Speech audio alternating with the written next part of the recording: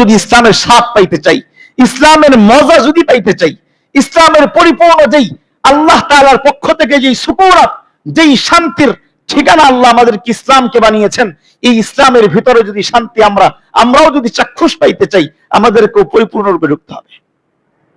শুধু নিজেকে ঢুকাইলে হবে না, শুধু নিজেকে ঢুকাইলে হবে না, নিজেও ঢুকতে হবে, আমার সন্তানকে ঢুকাইতে হবে, আমার বিবিকে ঢুকাইতে হবে, আমার বোনকে ঢুকাইতে হবে, আমার মা বাবাকে নিয়ে ঢুকতে হবে, এমনকি এক পর্যায়ে আমাদের সমাজকে নিয়ে ভাবতে হবে, আমাদের রাষ্ট্রকে নিয়ে ভাবতে হবে।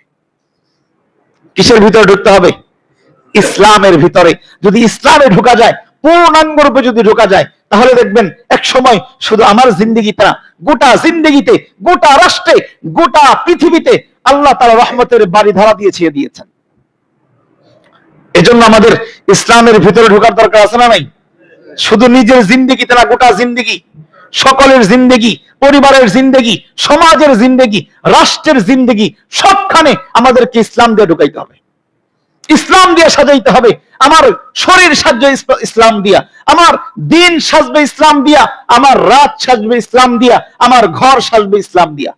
সবকিছুতে ইসলাম থাকবে। যদি সবকিছুতে ইসলাম থাকে, আল্লাহ তাআলার কোরআনের ঘোষণা, আল্লাহ তাআলা আমাদেরকে শান্তি দান করবেন।